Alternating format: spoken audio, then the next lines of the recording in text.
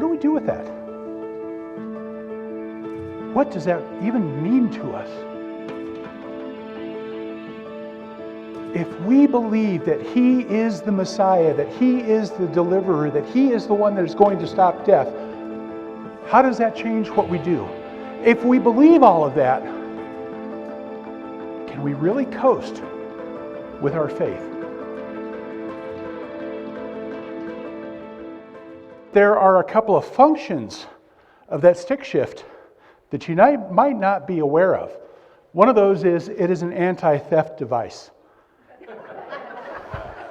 This is because if you've got a car with a manual transmission and somebody wants to steal your car, there's a good possibility they don't know how to drive it and they're going to move on to the next car. Things have changed over the last several years. The second thing about a stick shift is it functions as a starter. You might not be aware of how this works, but ask me how I know. See, with a stick shift car, the job of the starter is to turn the engine. And once the engine gets turning enough, then it generates a spark and gets the fuel going through it, and then the engine can run on its own. When you have a car with a manual transmission that is moving, and then you put the car into gear, it will actually turn the engine just like what a starter does. When I was in college, I relied on this a lot. I had this little car. It was a little Opel. I called it Hans Opel. The car had so many problems, I shouldn't be as fond of it as I am, but, and it had about everything wrong as far as being able to start a car. And so I had to learn to start parking the car on the hill. I'd park on top of a hill, and then I'd take it out of gear and let it coast downhill, and I could pop the clutch, and away I go. It was beautiful. Except for there was another problem with the car. The gas gauge also didn't work. And so sometimes I'd get to the bottom of the hill and it still wouldn't start because I'm also out of gas. And now I got a problem. What am I going to do at the bottom of the hill? How am I going to get out of this? That's when I'd have to have some help. But that's the thing about coasting. Coasting only works as long as you've got hill in front of you to go down. And when you get to the bottom of the hill, what do you do now? When you get to the bottom of the hill and the car hasn't started, what do you do? And there are a lot of ways that we coast in life, and we might sometimes get something that makes us realize we're coasting. We might coast with our health, and then we get some medical news that says, oh, maybe I should take better care of myself. We might coast with our finances. We're just not paying attention to anything, and we make a few dumb decisions, and all of a sudden, that notice from the bank that you just overdrafted says, oh, I better change something. Some of us didn't learn very often with that, but the thing about it is we can coast in a lot of different ways. We can coast in our life, and we can coast in our faith. And we're going to look at Matthew chapter 16 and verses 13 through 15 here. When Jesus came to the region of Caesarea Philippi, he asked his disciples, "Who do people say that the Son of Man is?" And they replied, "Some say John the Baptist, others say Elijah, still others Jeremiah or one of the prophets." "But what about you?" he asked. "Who do you say I am?" And that's a good question for us, especially because we just finished the Names of God series. We just got through looking at all these different names of God. The time comes when we can't just look at what other people call God. The time comes where I think we've got to be asked, like the disciples, who do you say I am? Who do you say God is? Who do you say He is because you really know Him that way? And the thing is when it really strikes you who God is, it makes a difference in how you live your life. It makes a difference in what you do. It makes a difference in your relationship with God. And so it's a question that I think we should always be asking ourselves is, who do you say that He is? And Jesus asked the disciples, who do you say that I am? And Peter, as we get to, I guess I would call it the ultimate answer to that question, Peter speaks up. And here's the thing when Peter speaks up, you always brace yourself, don't you? You always kind of think, how's he going to mess it up this time? What's he going to say that just really you know, where it's kind of that, what are you thinking moment or something like that. But this time, Peter nails it. Simon Peter answered, "You are the Messiah, the Son of the living God." But what an incredible answer. And when you want to really get a name of God that just kind of really catches all of it, that you are the Messiah. It's not really a name, but a description. You are the Messiah. You are the Son of the living God. And it was just like, Peter understood this is the Christ. This is the deliverer that God has been promising, that his people have been waiting for. This is the Messiah. But he also caught the deity, the Son of the living God. And it's like the gospel rolled up into one thing. Because it's like, you are God that has come to be with us, to save us. And it was just like, what an incredible statement that Peter comes up with. And really, what an incredible Messiah. You are the Christ. You are the Son of the living God. And the thing about that is, this is an environment where the people are waiting for Messiah. There was a history all through the Old Testament, and especially in the book of Judges. And some have said that it really should have been called the book of deliverers, because these judges were people that God would raise up to deliver his people from oppression.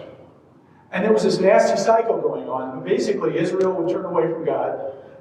Some other nation would come in and oppress either the whole nation or just certain tribes at times.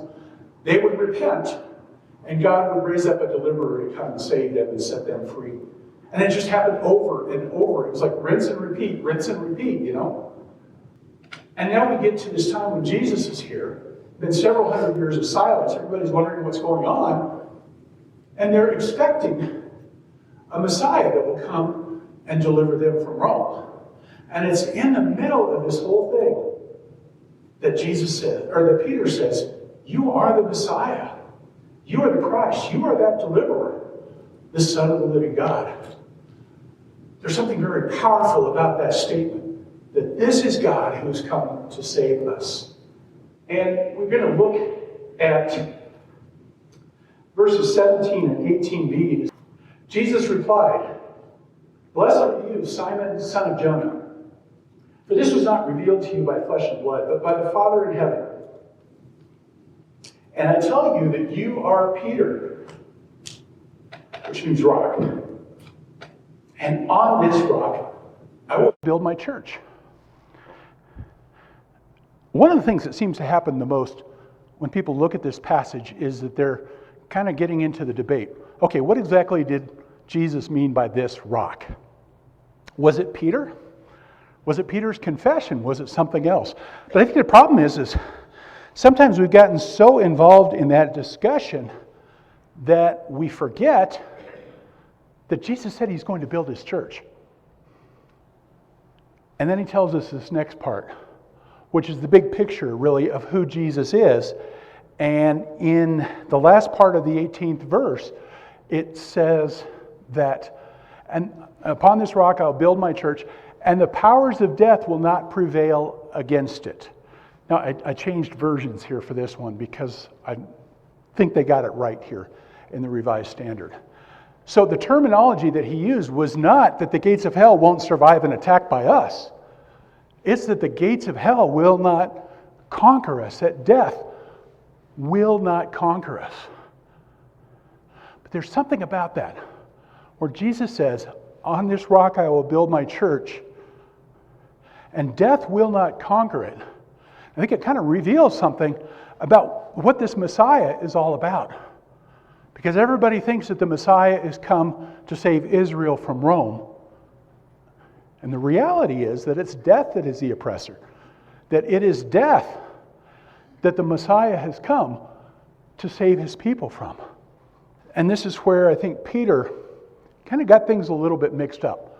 This is part of why Peter struggled within the next few verses when Jesus said that, that I'm going to be put to death.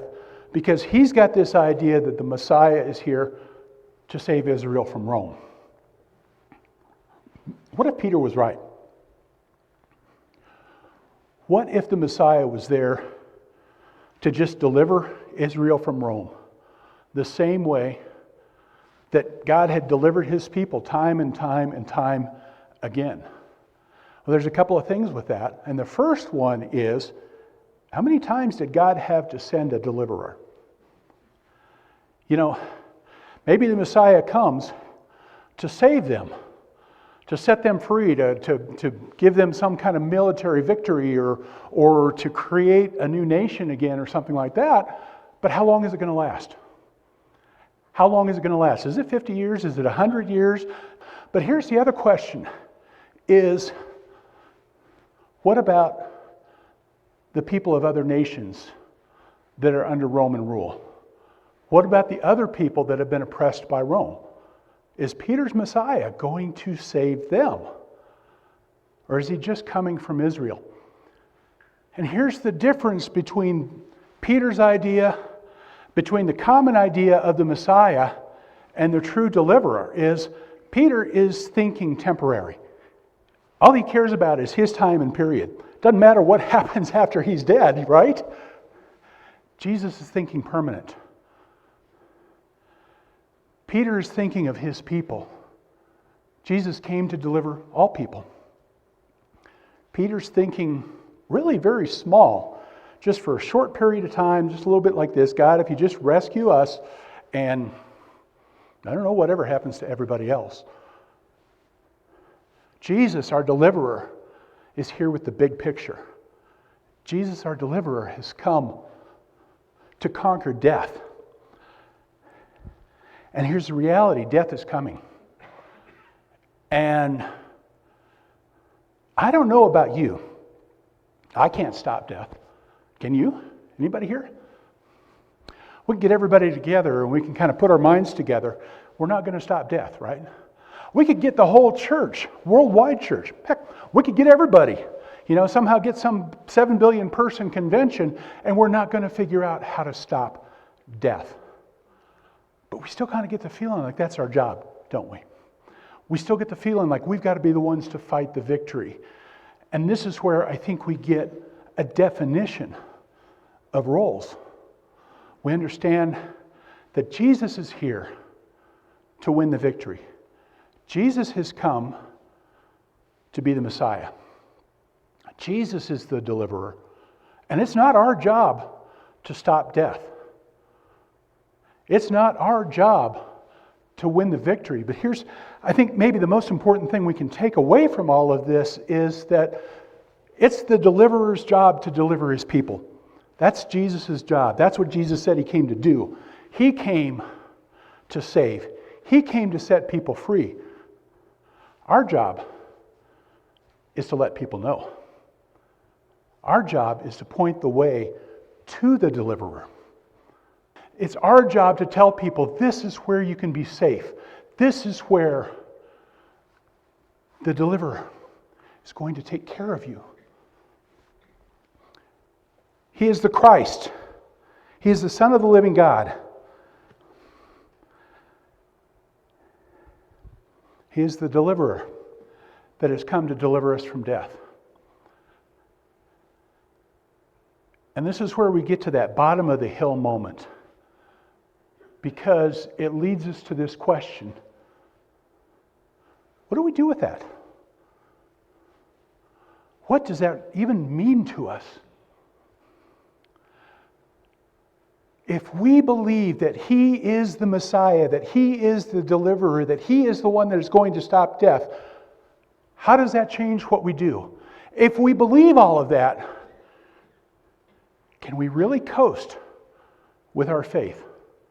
If we really believe that Jesus is the deliverer and He is here to deliver you and I, but also every single person in this neighborhood around us, everybody that's been working on these homes behind us, everybody that's going to move into these houses behind us, if we really believe that the deliverer has come for everybody around us, if the deliverer has come to save everybody in this community, if He's really come to save the people in our nation, the people in our world, can we really coast? Can we really sit in a little club made for deliverers? or for the people that have been delivered, and do church things and not really try too hard to do anything about letting people know about the safety that is available to them. It's a very important question for us. What do we really believe about who Jesus is? And it's a hard one sometimes when you get to a point where, as a congregation, sometimes we have to ask ourselves, have we been coasting? Have we got where we are because maybe we forgot about what it is we're supposed to be doing? Have we forgotten for a little while that we need to get out and let people know about that deliverer? And when we stop and when we re-examine that this is the Christ, this is the Messiah, this is the deliverer that has come to save all of us, what do we do with that? I don't know. Sometimes, you get to the bottom of the hill and you're not sure what it means to hit the gas. You're not sure what it means to try and get out of that position. But here are 4 things that come to mind that I think we can think about, that we can all pray about. And the first one is, we can say, here am I, Lord. We can make ourselves available. God, use me. The second thing is we can adopt a missional mindset. The best definition that I found about being missional is to live, to think, to act like you've been sent on a mission by God for His glory. That your whole attitude, that all that you do is all about, you are here for a purpose. You are here, you are on a mission. Our third thing is prayerfully have a heart check. Just ask God, where am I in this? Am I coasting? Am I the one standing in the way of being able to do anything? Is my attitude that I want to spread the news of the deliverer to all the people that need the deliverer? Or is my attitude that I just kind of want to stay with my own group of people and be comfortable? But while you're in the middle of this prayer, the fourth thing is, God, open our eyes to those people that need to know the message. Help us to see where to go. Our mission field can be our family, It can be our friends. It can be people that we work with. It can be people in the community. But it's just things like that. It's kind of like, God, who needs to hear about Jesus? This is the Christ. This is the Messiah. This is God who came to be with us, who gave His life to be the deliverer to defeat death. And my last 2 questions are, who do you say that He is? Who do we say that He is? That's just one question. Who do we say that He is? And second is, what are we going to do with it?